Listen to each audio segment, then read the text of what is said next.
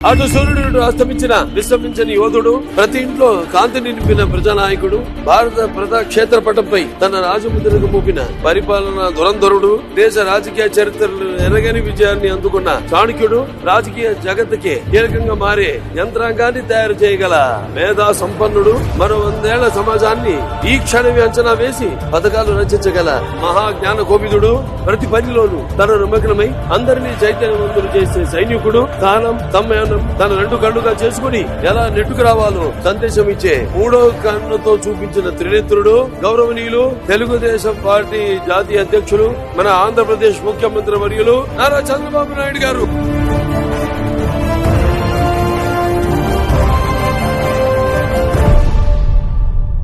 ఇప్పుడు రాజకీయ వ్యూహాల గురించి మాట్లాడుకునే ముందు ఒక్కసారి ఆ వేళ జరిగిన అమానుషాన్ని చూద్దాం. ఒకసారి ఒక మనిషిని 100 ఏళ్లు గుర్తుంచుకోవడానికి ఆ మనిషి 100 ఏళ్లు బ్రతకనక్కర్లేదు. ఒక్క రోజు చాలు. ఆయన సాధించిన విజయాలు ఆయనని 100 ఏళ్లు బ్రతికిస్తాయి. 45 ఏళ్ల రాజకీయ ప్రస్థానంలో అలాంటి విజయాలు ఆయన ఎన్నో స్థాపించారు. రాళ్లగుట్టల్లో మహానగరాన్ని మొలిపించాడు. రాయలసీమను రతనాల సీమగా మార్చాడు. ఎండ నుండి కరెంటు తయారు చేపించాడు. పేదవాడికి పట్టెడన్నం పెట్టాడు. రైతు బిడ్డలకు ఐటీతో సాఫ్ట్వేర్ ఉద్యోగాలు కల్పించాడు. విదేశాలకు పంపించాడు. మానవ సంకల్పానికి తోడై నిలిచిందానై సాహువనే ప్రపంచం. తన నమ్మకమే తన ఆయుధమై పోరాడుతూ ఉంటే తలంచగా విధి సైతం. రాష్ట్రాల విభజన తర్వాత హైదరాబాద్ను వదిలి వెళుతున్నప్పుడు మా ఆంధ్ర ప్రజల వెనుకున్న ఒకే ఒక్క ధైర్యం నారా చంద్రబాబు నాయుడు. అమరావతి పేరుతో మరో మహానగరాన్ని మాకు అందించేందుకు సిద్ధమయ్యాడు. పోలవరంతో మా కళ సాకారానికి ముందడుగు వేశాడు. కరువు నేలపై ఫ్యాక్టరీలతో ఉపాధి కల్పించాడు.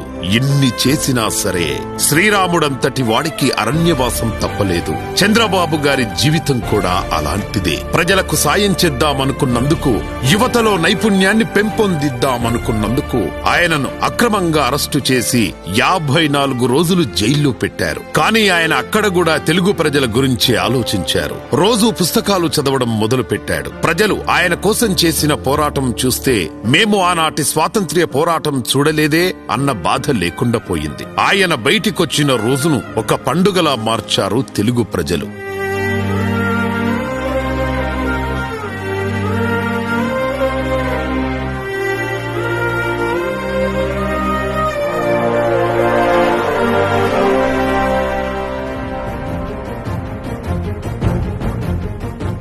రాష్ట్రంలో 2024లో జరిగిన ఎన్నికల్లో ఆయనకు తిరుగులేని మెజార్టీ అందించి ఆయనను మళ్లీ సీఎం చేశారు.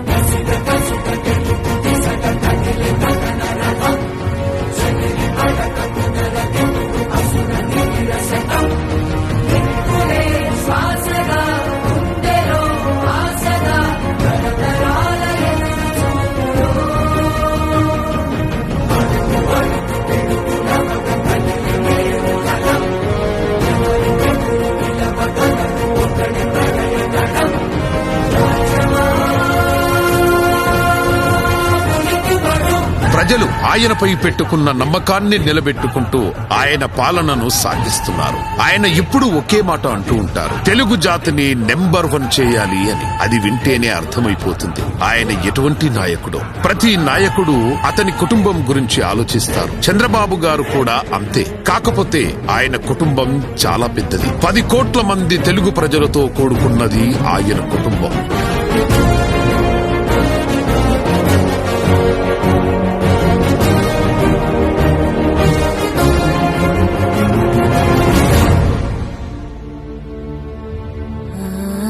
సూపర్ 6 అని, పెన్షన్ల పండుగ అని, దీపం స్కీమ్లు అని పెట్టుబడులు తీసుకురావడం, ఇలా ఎన్నో కార్యక్రమాలతో రాష్ట్రాన్ని అభివృద్ధి వైపు నడుపుతున్నారు. అడిగిన వారికి తోచినంత సాయం చేస్తూ రాష్ట్రంలో ప్రతి ఒక్కరూ ఆనందంగా ఉండేలా చూస్తున్నారు. We salute you sir, we salute you. మరిన్ని ఏళ్లు మీరు మాకు నాయకుడిగా ముందుండి మా రాష్ట్రాన్ని ముందుకు నడిపిస్తూ తెలుగు జాతిని నెంబర్ 1 చేయాలి. మీరు ఇప్పటికే ఎన్నో విజయాలు సాధించారు, మరెన్నో సాధిస్తారు, సాధించబోతున్నారు. మా తెలుగు ప్రజల గుండెల్లో ఎప్పటికీ నిలిచిపోయే పేరు చంద్రబాబు నాయుడు.